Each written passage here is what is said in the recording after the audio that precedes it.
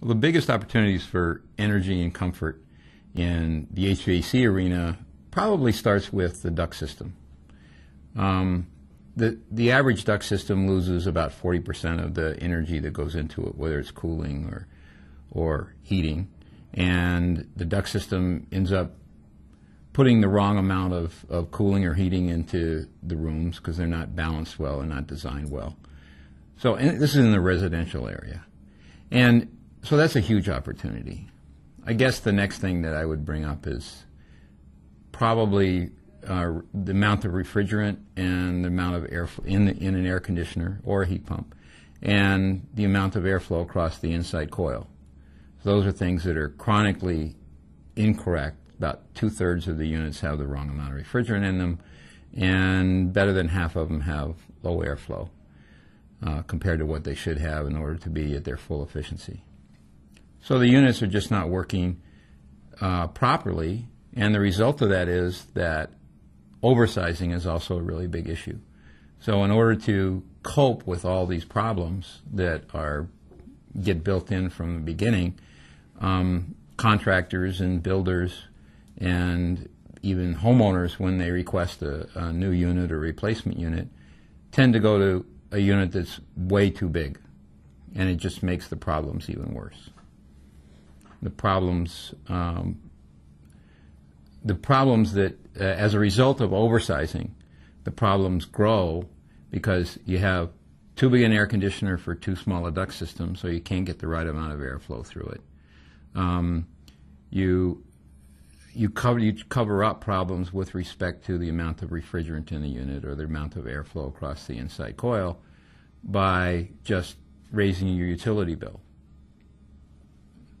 There are some other big problems with oversizing as well, and that is in climates where there's a good deal of humidity and you need to drain a lot of water out of the air, or pull a lot of water out of the air.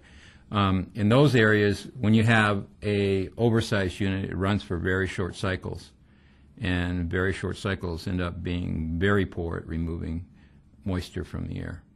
The most important information for builders to know about is that actually they can save money by having it done right, and save money by actually getting it verified so that they don't have to worry about and pay for oversized units. So actual verification of the installation will help a lot, and once they do that, they can also downsize the air conditioner, and as a result, they'll have a system that performs much better. It's a lot more efficient for a smaller air conditioner to run for a longer time, although interestingly enough, it makes homeowners nervous. So when you have the right-sized air conditioner, it's going to run for a really long time. But since it's smaller, it pulls less watts, and as a result, less kilowatt hours, even though it's running longer. And when it runs longer, it's able to pull moisture out of the air in the areas where you need that to happen. And I don't know. Yeah, intuitively, people think, okay, if my air conditioner goes on for a short period of time and then goes off, that's really good. But it's exactly the opposite. If the air conditioner runs for a long time, that's it running at its maximum efficiency. I guess the parallel is stop and start driving in the city as opposed to highway driving. At the beginning of the air conditioning cycle is very inefficient. It has to move the refrigerant around from where it started, et cetera, et cetera. It takes actually about 15 minutes to get to steady state. And the average length of an air conditioner run cycle, particularly an oversized one, is in the area of 3 to 5 minutes. So the result is that they run really inefficiently when they have those really short cycles. There is a common misconception that bigger is better, and that misconception is just absolutely wrong.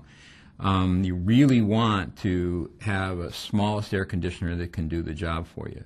And when we go out and measure and monitor systems, we see that the smaller systems with the smaller air handlers, adequate duct systems, and a smaller outdoor unit and smaller coil actually performs a whole lot better.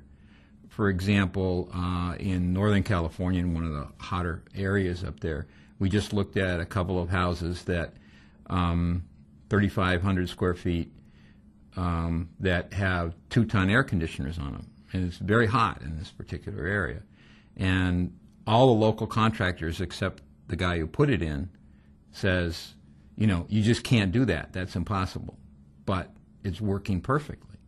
It's keeping the house, both houses, cool down to their set points. Everything's working great. But the vast majority of the local contractors just can't believe it. That can't be done here. But it is. And the rest of them would put in a 4-ton unit. Convincing people it's the right way to go has been a long process and continues to be a long process. I think that there's improvements coming up. There's a proposal that in 2007, in order to get an Energy Star rating on new air conditioners, new central air conditioner, that the unit will actually have to be verified as being installed properly. So some of the stuff is starting to be picked up by some more mainstream organizations, and that helps. But it's a long haul, and frankly, the average homeowner doesn't think much about their air conditioner. And the average builder just tells the HVAC contractor to put in an air conditioner and to do it cheap. And you know, that's part of the issue, is it's not a really high priority for folks.